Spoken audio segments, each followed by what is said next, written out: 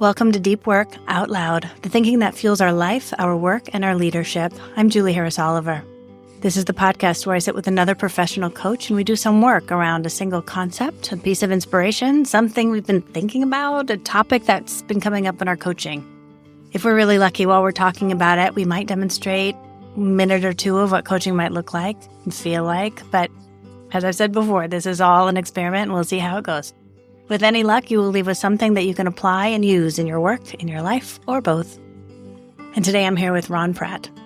Ron is the founder of the Altera Collective, a boutique coaching practice that helps high-achieving professionals navigate pivotal career transitions and realign their work with who they truly are. After building a successful career across consulting, finance, and executive leadership, including roles at BCG and Capital One, Ron realized that external achievement does not always translate to internal fulfillment. Isn't that the truth? Today, he coaches ambitious, values-driven professionals who feel quietly misaligned in their careers and want to move toward work that feels meaningful, sustainable, and true to their identity. His coaching approach blends depth, strategy, and grounded clarity. He helps clients reconnect to themselves, diagnose what has been getting in the way, and take aligned action with confidence and integrity. Welcome, Ron.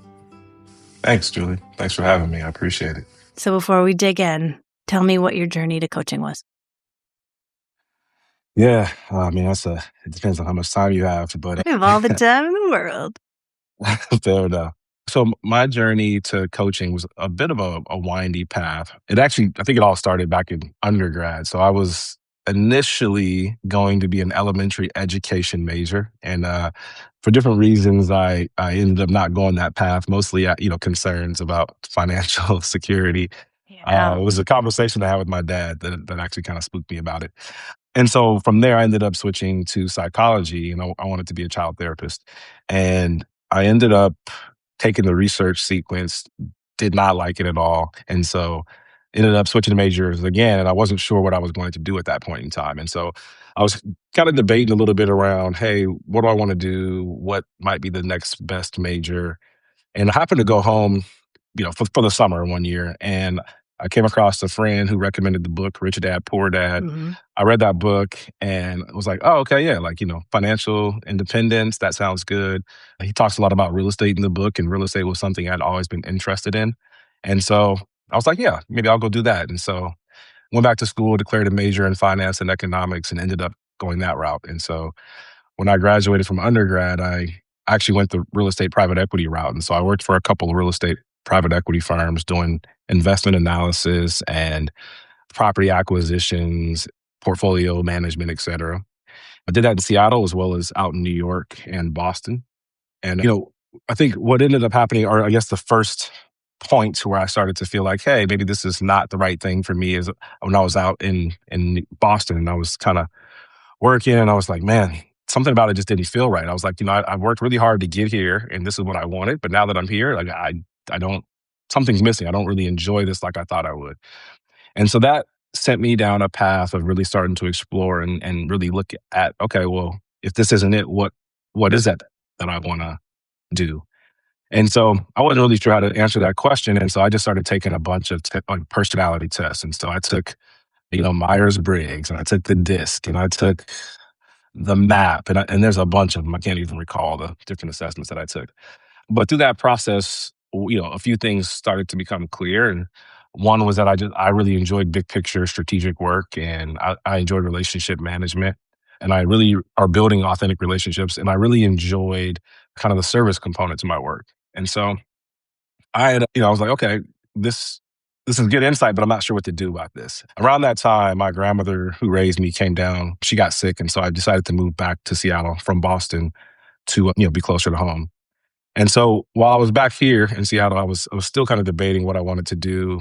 And I, started really researching what careers could allow me to do the things that I knew I was interested in at that point. And I kind of came up with two paths. One was HR, and then one was strategy consulting. And so wasn't sure which one I wanted, but I felt like either way I needed to go get an MBA to make that pivot because, I had been in real estate my whole career and felt a bit pigeonholed at that point. And so I ended up going to get my MBA. I went to the University of Michigan. And then coming out of Michigan, I ended up going the consulting route just because I was a bit nervous about being pigeonholed again after being pigeonholed in real estate. And so I did that for a couple of years. I moved to Washington, D.C. after grad school, worked at BCG for a couple of years, gained a lot of skills, met a lot of really great people. But that familiar feeling started to come back around like, hey, this isn't quite it either. Something about this just doesn't fit me. And so, I ended up trying to figure out what was causing that. And at the time, I just still didn't have a great answer, but I knew that BCG just probably wasn't going to be the right fit for me long term. And so I decided to leave consulting and I went to Capital One.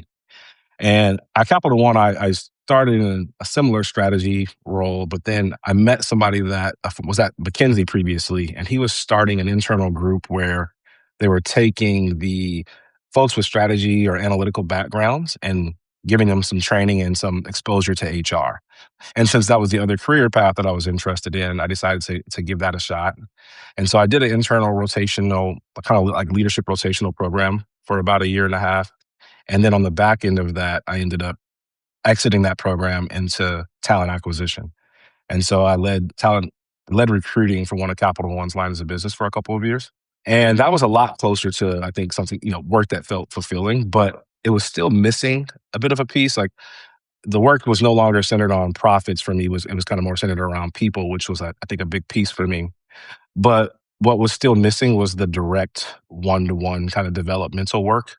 I mean, there was a developmental piece in terms of managing my teams, but it wasn't to the degree that I wanted, and it wasn't the focal point of my work. And so over time in that role, that I think I ultimately realized that was the thing that was missing. And so, coaching had come up over the years, therapy, going back to school to become a therapist had popped up a few times in my head, but the coaching piece felt at this point in my career like it was something that was a bit more feasible. Like I had enough experience to do it and I saw a clear pathway to moving into that space. And so I ended up leaving Capital One at the end of 2023 and I joined Hudson's coach certification program, which, as you know, which is where we met. Yeah.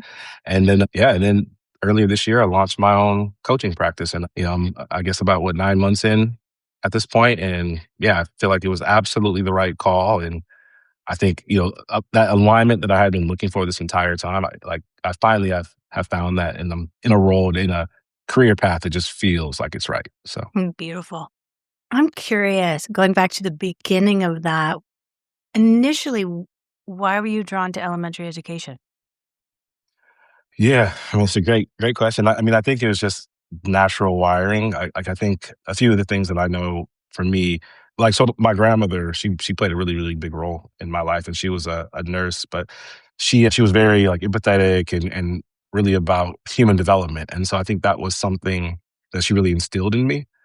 And so I think part of it was natural wiring, but I think also part of it was just her influence on me. And so wanting to give back, wanting to, being fascinated and wanting to be involved with human development was something I think that has been a core theme in my life for a long time. But it just took me a while to fully realize that and understand how I wanted to apply that or align my life with that. Yeah. And what a tragedy of this country that, because you would have been a great teacher, right? And what a tragedy that we can't pay people enough to get everybody in there who really wants to do it. I mean, that's a topic for another podcast. What did you want to talk about today? So yeah, I think along this same, vein, I think just alignment was the topic I wanted to talk about. And just the importance of alignment. And I think, in our careers, but our lives as well. I think there's a big gap, I think, in terms of who people are and how their careers and or lives are aligned with those things. And I think there's a lack of awareness, I think, around that. And at least for me, that was a lack of awareness for a long time where I felt the misalignment, but I wasn't quite sure how to name it. Mm-hmm. And so that's something I wanted to kind of maybe discuss a bit more. Yeah, I with you love today. it. I think that's so juicy and so relatable. And also, just from your retelling of it, I think you were a lot more aware of it than you probably even thought you were, even though you said you didn't really have a way to name it. But it sounds like along the way, you're like, this isn't quite it. Let me shift. Oh, this isn't quite it either. Let me shift. And I suspect people can have their entire career and maybe hear that way far away, but never actually face that. Yeah. So what do you think it takes to really listen to that little voice of this is not quite right? Yeah. Man, that's a great question. I mean, I think like looking back for me, I think you're spot on. That voice was always there and I felt it, but I just didn't have, the language for it. But I think knowing what I know now, what I would say is that over time I've learned that our feelings they're messengers for us, right? And so they tell us when something's off or when something's going great or when something's not going great for us. And so I think that feeling that I had, that inner nagging was like an indicator that something wasn't quite right. Maybe that it was, a need that was being unmet or, you know, but it was an invitation to explore a bit more deeply. Mm. And I think so that was the first thing is just that being aware of that signal, right? When you start to feel something's off, trusting that, right? Because our feelings are messengers.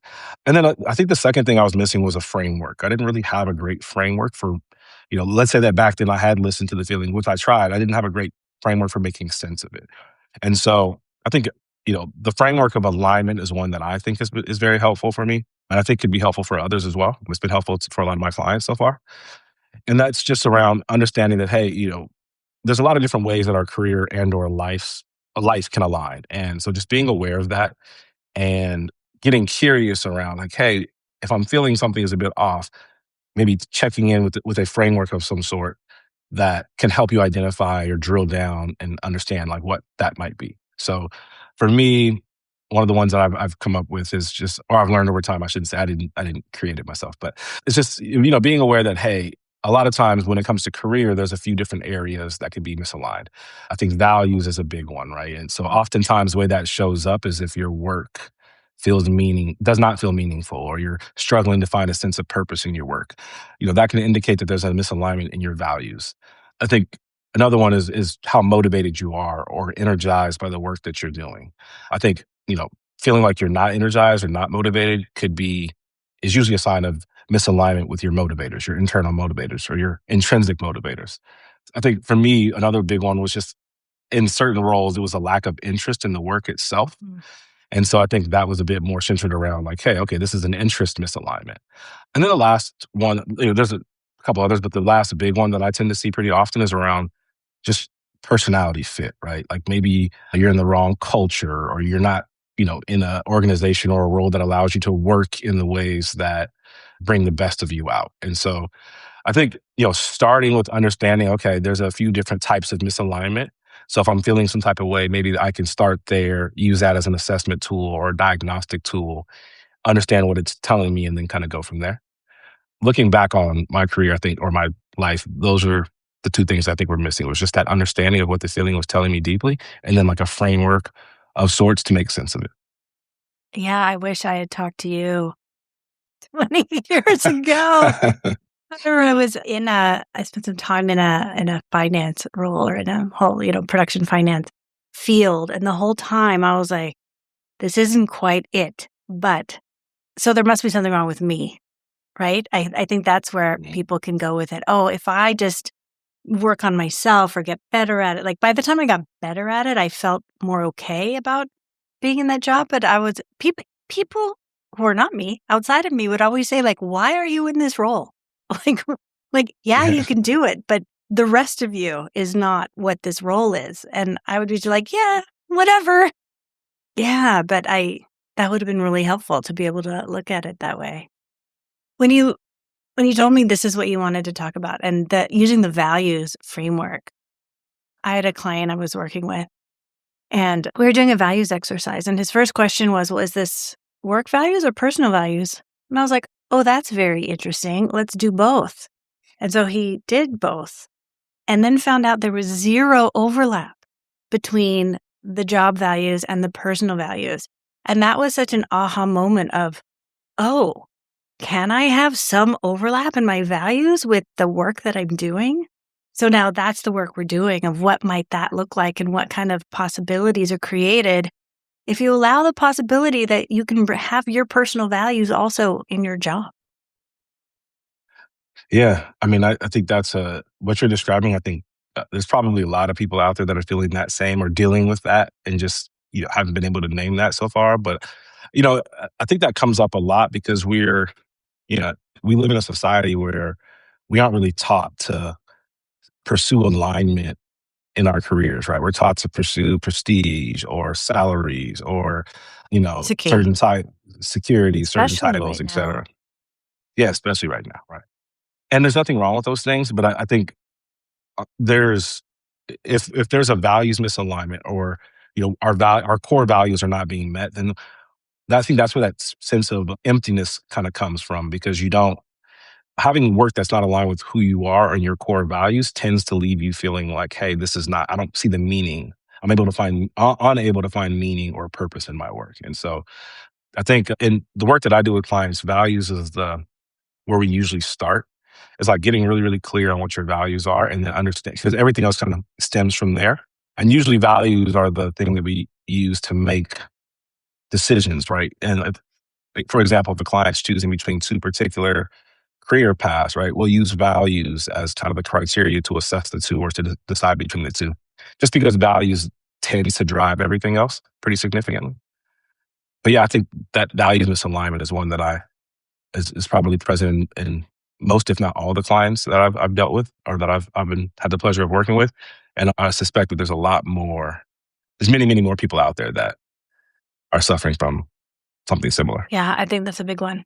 And also, it comes to mind like, you remember, do what you love and the money will follow. And then we had a generation of, oh, that's not true. That's not Yeah, always true. yeah, So then, yeah. how do you reconcile?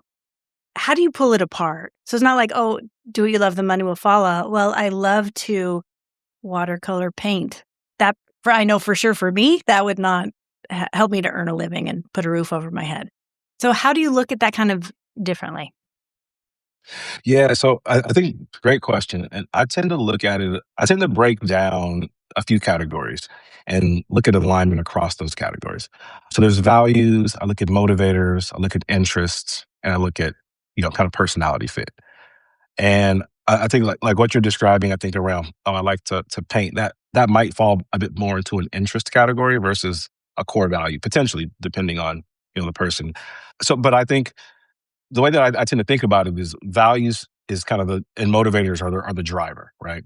So they kind of tell you what you'll find meaningful and what work will get you out of bed every day. Like what activities will get you out of bed and motivated and energized. And then I think I look at interest as like the things that you point that energy towards. And so I find meaning in this work, or, in certain types of work based on my values. I'm motivated in certain types of work based on my motivators and my intrinsic motivators. And then I look at my interests to understand where I want to direct that energy towards, right? And then I tend to look at personality because that kind of gives us a bit of a sense of like, okay, now that I know where I want to, direct my energy and my sense of meaning, this is the context that I need to do that within in order for the best version of myself to show up. Like, do you have Right. the So that personality for sales? right, yeah, right. You may or may not. So yeah, like personality for sales, or it's like, hey, do you need to be in a more of a collaborative culture, or are you in kind of more of a, you know, more of an iBanking or consulting type culture? Neither is right or wrong, but it's important to know that about yourself because a misalignment there, will likely end up in you not showing up as the best version of yourself and potentially being miserable, right? And so I tend to look at it with my clients around those four dimensions. That's where I tend to start off. And when we look for alignment, we tend to think about it like that. And there's a couple other dimensions. I think like strengths is another one, but that tends to kind of, at least in the work that I do with clients, tends to kind of work itself out when we look at the other assessments around value, interest, motivators, and personality. Hmm. How do you use this framework? I'm just thinking like in right now, when everyone's getting laid off, Mhm. and if you have a job, you're not about to quit it to go find something that feels better. So there's how do you transition while you're still in a job or start thinking about it? But also, I need to get a job by the end of next week, or I'm not gonna be able to feed my family. I can't think about any of this stuff, and that's a luxury I will do once I have my 3-month savings in the bank. Like, how do you kind of think about it in this time? Yeah, I mean, you're right. Like these are really difficult and challenging times. And so you're right. I mean, I think not everybody's not going to be able to make that kind of a shift or pivot right away, right? Depending on their individual circumstances. And so the way that I think about it is, if a person is in need of making a move today and they don't have the time or the financial luxury to put together a longer term plan, then I think, I look at it in two phases. The short term is just getting a job and doing what you need to do in order to kind of satisfy your needs in the short term. And I think to the extent that you can start to align that short term role or move with your values and your interests and motivators, great. If you could, to the extent that you can align them, great. But if you can't, because that's not always going to be possible, that's fine. I think you essentially, quote unquote, stop the bleeding, right? And then you start to look at the longer term around like, okay, we got something in the short term. And so like, the anxiety that I've been feeling or the fear or like the need to be able to put food on the table and provide for my family, I've gotten that taken care of. And now that I've kind of gotten things steady, I'm starting to look at the longer term and starting to look at what that might look like in terms of moving toward a work that's a bit more aligned. Can we dig deeper into your framework? Like we talked about values, talk about Yeah. motivators. Yeah. So our motivators are things that, intrinsically energize us. And so I'm trying to think of a few that let's say that maybe you're motivated by affiliation, meaning you're motivated and energized by being, a part of a group or a community or an organization that, you know, matches your values or your interests, for example. Or maybe it's around, maybe you're motivated by altruism. And so you want to do work that's service oriented. Trying to think of another good one. Financial security is often a motivator, a pretty strong motivator for people.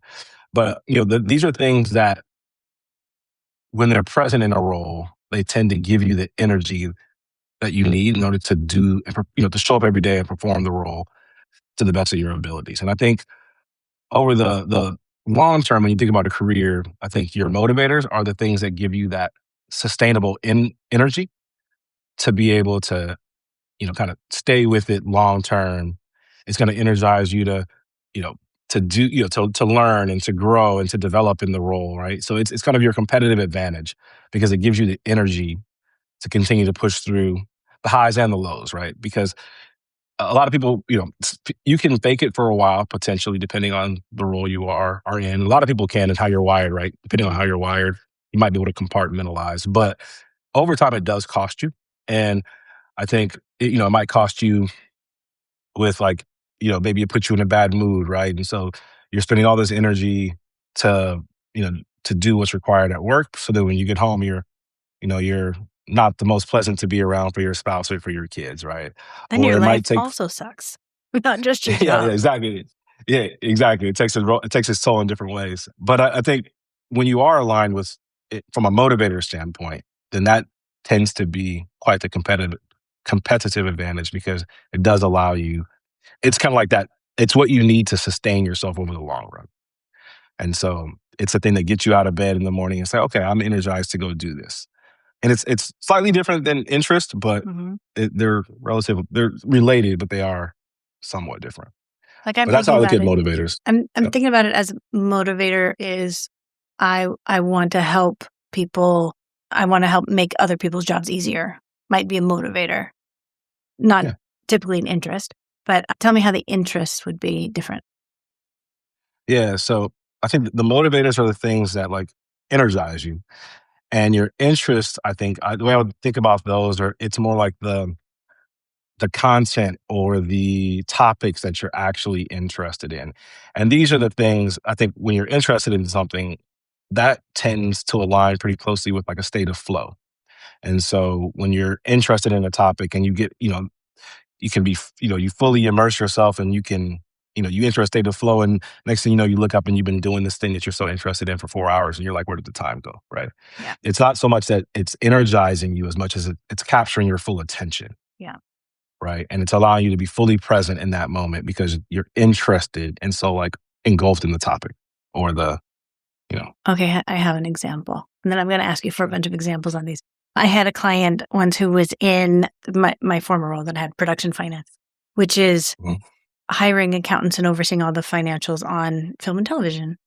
But you could use that skill in any industry, right? Overseeing accounting. And we went through this exercise of what are all the things that matter for you in this job and what are all the skills? And then the question I asked was, okay, but what if this had nothing to do with film and television and you were manufacturing something? And the answer was, God, no, I'm not going to do that. I was like, Yeah. okay. Now we have Yeah. information about what direction we need to go in, because it was such a clear, I am not interested in anything involving accounting in any other industry. And so I was Yeah. like, okay, Yeah. then you can focus on where you want to go. Yeah. Yeah. Tell me some stories. Yeah. Okay. So I had a client that I was working with recently that was really, really, was in a role that was it had some alignment, but then there were a few areas that were misaligned, mostly around personality, and then around, I guess, motivators would be the second piece, right? And so that's one of the things that we had uncovered through our work together, is because the client had mentioned just, she didn't really feel all that energized, getting out of bed every day and kind of forcing herself to do the activities that she was doing were difficult for her because she just wasn't motivated by that type of work. And then the environment that she was doing the work in was difficult for her, right? She was a part of a company culture that was very different than how she was wired and what her personality suggests that, would be a good fit for her. And so by coming up with identifying, what was driving those feelings of misalignment, or like that feeling of restlessness that she felt, we were then able to kind of craft a strategy for her to make a pivot towards work that would be a bit more energizing and that would be a better fit for her personality. And so what we started to look at was like, okay, this particular person happened to be pretty motivated by altruism, I guess, like helping, service oriented work. And they also tended to be very, in terms of personality, they needed a culture that was a bit more flexible, a bit more autonomous, but also very, less formal, a bit more collaborative. And so taking those two pieces, we were able to understand, okay, when we're looking for a new role, we need to find you one that is going to allow you to center the work around, service, right? So being able to help people. And for her specifically, it was around human development. And so we need to find a role that's going to allow you to, work in that human development space where you can either coach or mentor or develop others. And you need to be able to do so in a context that is a company culture that's a bit more collaborative, but also, gives you, she needed clear direction, but the flexibility and the autonomy to achieve those broader objectives, however she saw fit. And so in that example, we were able to kind of identify some good organizations that were a good fit. And then we were able to also use that information to kind of help her craft her strategy for how she would present herself and market herself. So how she would, you know, set up her cover letter, what specifically she would highlight and speak to in her resume, even her networking strategy, right? Because we needed one that felt a bit more authentic and relational versus transactional for her, right? And so given that, we needed to be very intentional about the ways that we did the networking and reached out to others. And so, you know, I think just that clarity, it did a few things for her. The first thing it did was it kind of helped to ease some of the initial tension that she had, because she came in feeling restless and she was like, I'm not sure what to do with this. And she didn't quite know how to frame what she was feeling. But I think using this framework, we were able to identify, kind of narrow in and hone in on what specifically was driving the misalignment, and then find roles that avoided the things that were misaligned previously and actually would it would become an advantage for her, right? So moving into roles that motivated her intrinsically and provided the type of culture and working context that would bring out the best version of herself. We were able to kind of come up with a pretty good strategy that left her feeling pretty good about the work that she was going to move into. I love Is how that it's so okay? simple, but so informative. Like the framework can help diagnose your current situation, but then also Mhm. informs finding your new role. And I loved how you talk about also what kind of job you look for, how you present yourself, how you talk about it, how you write about yourself in your resume, how it informs Mhm. all of that so that you have a much better chance going forward of getting something that feels right to you. Yeah. Question. Yes. Do you need to have all of these aligned in order to feel aligned? Or are any of them more important than others? Yeah, so you don't need to have them all. I mean, I think in an ideal world, if you can get them all as aligned as possible, like I think the more you can do that, I think the better you'll feel. But everybody's a little different, and so it just depends on your tolerance, right? So, for example, some people have a higher tolerance for doing work that is not as aligned on the interest spectrum, than others, right? But I think in terms of the importance, how I would look at them is I think the values and the motivators are the two most important, right? Because they tell you what's meaningful and they tell you what's going to get you out of bed and actually energize you and give you that like sustained energy to do the work. I think interests and personality are equally important or also important, but I think values and motivators are the two that I tend to start with because I think they tend to determine you know, the sustainability, I should say, of work over the long run. Okay, so let me make sure I have these. Values, motivators, interests, personality. Did I miss anything? No. Okay. I mean, there's strengths, but that's not part of my framework because it tends to kind of come out on its own usually Yeah. through the other assessments we do. But yeah, I love you it. captured it well. Is there anything I should have asked you that I didn't ask you about this? I did want to touch on something you mentioned earlier, which was around, I think one of the things you mentioned earlier is that people often will, when they are in a role and it's not a good fit for them, they'll tend to internalize it as being about them or being some kind of a personal failure. And I've seen that a lot. And it resonates with me because I've definitely felt that way myself when I was in misaligned roles. But the one thing that I've noticed in doing this work is that, it's very rarely about the person, right? It's just simply a misalignment. It's just you're in the wrong environment or you're not you're doing work essentially that goes against how you're naturally wired. And that's not like a failure on your part or on the organization's part. It's just simply a misalignment.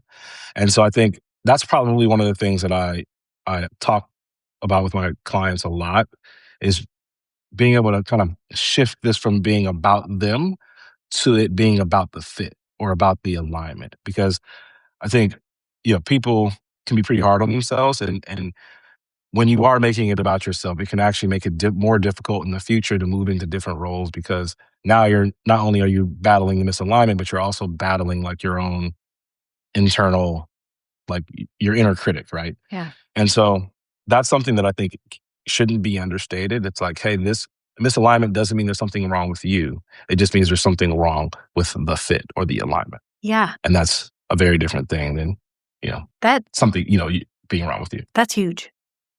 That's huge to be able to put that into context and take it out of it's not necessarily about you.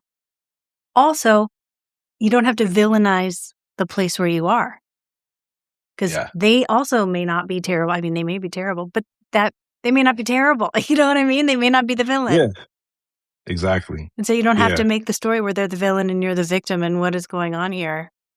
And really, it's no harm, no foul. It's misalignment. Let's free everybody to move on. Exactly. And the sooner you can recognize and act on that, I think the sooner you can remove yourself from a misaligned situation and intentionally pursue a situation where you are aligned. And honestly, like, I deal with this in the career context, but I think the more I kind of look at this framework and just think about it in the broader context of life, I think it applies in a lot of areas, not just career. And more. I think when it comes to choosing a partner, right? I think alignment is really, really big. And I think we aren't taught typically as a society to look for those, or at least to look for values alignment per se, right? Mm-hmm. But I think that probably contributes to a lot of friction that you see in relationships, not just marriage, but like, any kind of relationship, right? I think, an alignment in terms of even coming down to where you live, right? I mean, I think you can be aligned with I'm living this a city or a right now. state. Or, you could be aligned with like a societal or societal values or not aligned with societal values. And you'll feel that disalignment, much like you'll feel it when you're misaligned in your relationships or you're misaligned in your career. So the more that I, become aware of alignment and the impacts it has on us and how it shows up internally or just, within us in terms of feelings or sensations that we might have, right? Like a pit in our stomach or, like a frog in our throat, as they say. Or I think all these imposter things syndrome. or imposter syndrome, Again, right? might not be you. Might not be you, exactly. That probably is not you. Let me say that. Yeah. I think most of the time it's not you. You're just in the wrong environment, right? And I'm thinking about this also from the perspective of if you're a leader and you have someone who is just not the right role for them, Like you can Exactly. have a very candid conversation about that in a way that is not blaming and does not you suck. You can put a very different perspective on this. Yeah. Yeah. No, absolutely. And I think that, understanding that, the role that alignment or misalignment plays can actually allow a person to be a lot more empathetic towards others, right? I mean, sometimes, to your point, oftentimes if there's a misalignment, somebody gets villainized. Usually it's both parties are villainizing the other party, right? But in reality, that may not be the case. And so I think that just being aware of the alignment, I think, and just like the role that it plays, I think gives us a framework from which to find the right fit and ensure that we are putting ourselves in a position to, for the best version of ourselves to come out. Like I said, whether that's career, relationships, where you live, etc. All the things. All the things, yeah. Thank you, Ron. I am learning a lot today. Where can people find you? Yeah, you can find me on my website at www.thealteracollective.com. You spell it. Yeah. TheAlteracollective.com. Okay. And we'll link to it in the And show notes. And are you on LinkedIn as well? yeah, I am. And you can find me at Ron Pratt Altera, all one word, on LinkedIn. Okay. Well, Ron, thank you so much. Yeah, thank you for having me, Julie. I appreciate it. And I enjoyed spending this half hour chatting with you. Me too. Okay, bye. All right, bye-bye. This has been Deep Work Out Loud. I'm Julie Harris Oliver. I'd like to thank Ron Pratt for joining the podcast.